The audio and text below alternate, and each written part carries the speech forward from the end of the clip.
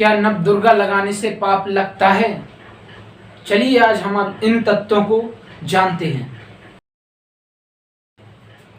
नमस्कार दर्शकों, तो आप देख रहे हैं सत्य की जीत चैनल। तो दोस्तों आज हम आ चुके हैं फिर से एक नई वीडियो के साथ। तो दोस्तों आज मैं आपको दिखाने वाला हूं कि जो अभी फिलहाल में नवदुर्गा का कार्यक्रम चालू हो चुका है, जो नवदुर्गा चालू हो चुकी हैं। तो दोस्तों इस नवदुर्गा के बारे में मैं बात करना चाहूँगा कि दोस्तों आजकल जो सभी क्या पूरे भारत भर में नवदुर्गा लगाई जाती हैं। तो दोस्तों आज हम इसी से पर्दा उठाने वाले हैं कि जो नवदुर्गा लगाई जाती हैं इसका वेद शास्त्रों में प्रमाण है या हमारी गीता में प्रमाण है।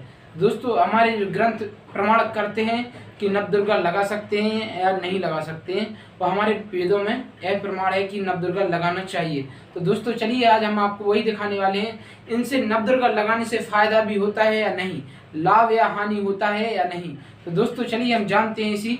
तो चलिए दोस्तों आज हम आपको तो दोस्तों आज हम इसमें से दिखाने वाले हैं आपको एक एक चीज प्रमाण, जो इससे और भी जो श्रद्धालु रहते हैं नवदुर्गा जो 9 दिन उपवास करते हैं उससे लाभ मिलता है या नहीं, और नवदुर्गा उपवास करने से क्या लाभ होता है या हानि, और इससे हमारी मोक्ष गति होती है या नहीं, या मरने के बाद कौन सी योनि प्राप्त होगी हमें नवदुर्गा उपवास करने से।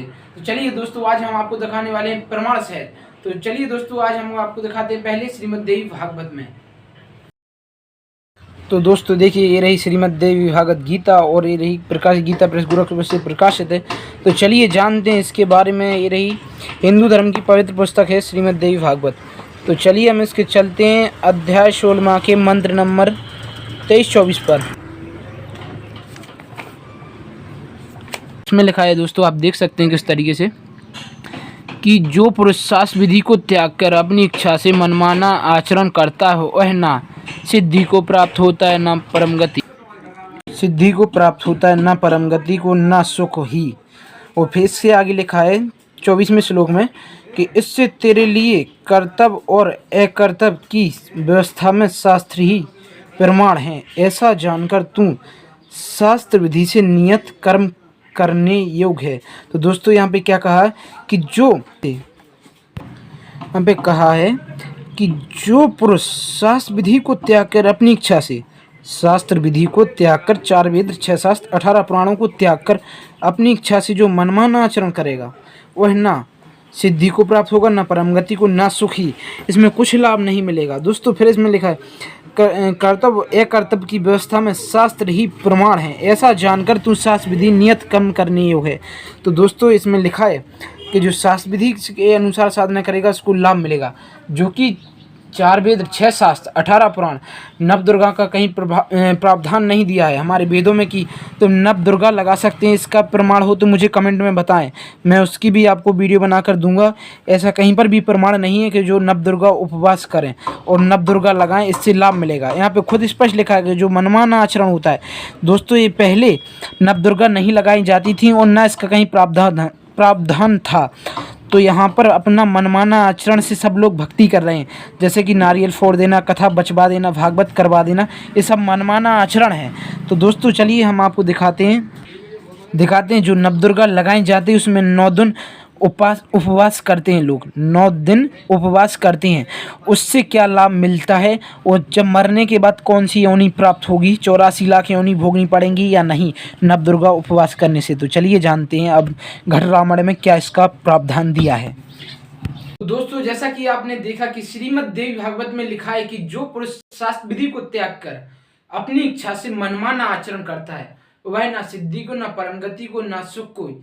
मनमाना आचरण हो गया कि जो कि नारियल फोड़ दिया, कथा बचवा दी, भागवत करवा दी और नवदुर्गा भी लगा ली, तो ये होता है मनमाना आचरण जो अपने वेद शास्त्रों में ना प्रमाण हो। इससे अपन मनमाना आचरण बोलते हैं, जो अपने मन से इच्छाएं करी हैं, और मन से इच्छाएं जो जैसे कि हमने नवदुर्गा लगा दी और अन्य सारी व्यवस्थाएं जैसे कि व्रत कर लिए। तो चलिए अब हम आपको दिखाते हैं घट रामायण में क्या इसका प्रमाण है, नवदुर्गा उपवास करने से क्या लाभ मिलता है या हानि।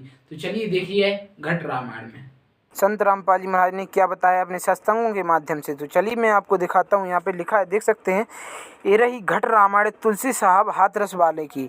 संपादक तथा टीकाकार डॉक्टर योगेंद्र प्रताप सिंह इसके लेखक हैं। तो चलिए मैं आपको दिखा देता हूँ। इसमें लिखा है, इस घट रामायण में 242 प्रश्न दिया है, जो सारे व्रत होते हैं उपवास। तो चलिए हम ऊपर से पढ़ते हैं। यहाँ पे लिखा है कि जो मरने के बाद मनुष्य को किस योनि में डाला जाएगा जो उपवास करता है। तो इसमें लिखा है कि सहस्र बरस एकादशी कीना अंत जन्म माखी का लीना। जो एकादशी का व्रत करेगा उसको मरने के बाद अंत में जन्म माखी का मिलेगा। ऐसे व्रत कीन बहु तेरा ताते सुनो वृत्तांत मेरा। वृत्तांत मतलब अब मेरा वृत्तांत सुनो। जो प्रथम एतवार का कीना तासे जलम चील का लीना। जो प्रथम एतवार का उपवास करेगा मतलब यानी कि रविवार का, उसको जन्म चील का मिलेगा। मंगल विधु व्रत रहाई तासे जन्म सुअर का पाई। जी हाँ दोस्तों, मंगलवार का जो व्रत रखेगा उसको जन्म सुअर का पाएगा। अरु अनु व्रत तीज का कीना कुकर जन्म ताही लीना। जी हाँ दोस्तों, जो तीजा उपवास करेगा उसको जन्म कुकर यानी कि कुत्ता का जन्म मिलेगा। और यहाँ पे लिखा अरु परदोष नेम का कीना खर को जन्म ताही से लीना। जो परदोष नेम का करेगा उसको खर यानी कि गधा का जन्म मिलेगा। विधि पात विधि से कीना जन्म जाए बंदर का लीना। जो विधि विधान से जो सारे व्रत करेगा उसको जन्म आखिर में बंदर का मिलेगा, मरने के बाद जन्म। फिर लिखा है, जो मेन चीज़ है, जो अभी नवदुर्गा चल रही हैं, नौमी व्रत अष्टमी कीना तासे जन्म मूस का लीना। जी हाँ दोस्तों, जो नवदुर्गा उपवास करेगा उसको जन्म मरने के बाद मूस का मिलेगा यानी कि चूहा।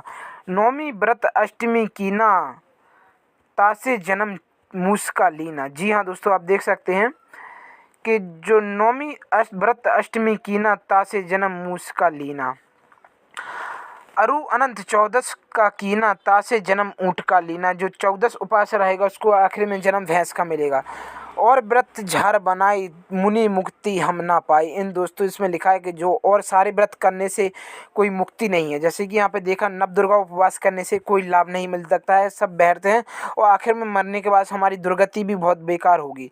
मूस का जन्म मिलेगा यानी कि चूहा का जन्म मिलेगा। तो दोस्तों आप खुद देख सकते हैं, घट रामायण में 242 पृष्ठ पे। तो दोस्तों जैसा कि आपने देखा कि नवदुर्गा उपवास करने से क्या हमें योनि प्राप्त होगी, क्या हम आगे चल के बनेंगे जो 84 लाख योनि भोगनी पड़ती हैं। तो दोस्तों जैसा कि आपने देखा प्रमाण से, और अधिक जानकारी के लिए सुनिएगा संत रामपाल जी महाराज के मंगल प्रवचन, जो कि साधना टीवी पर 7:30 से 8:30 तक साधना चैनल पर सत्संग आता है संत रामपाल जी महाराज का। और YouTube पर भी आप सर्च कर सकते हैं संत रामपाल जी महाराज। तो दोस्तों वीडियो पसंद आई हो तो वीडियो को लाइक करिएगा, चैनल को सब्सक्राइब करें। मिलती है अगली नेक्स्ट वीडियो में, तब तक के लिए सत साहेब।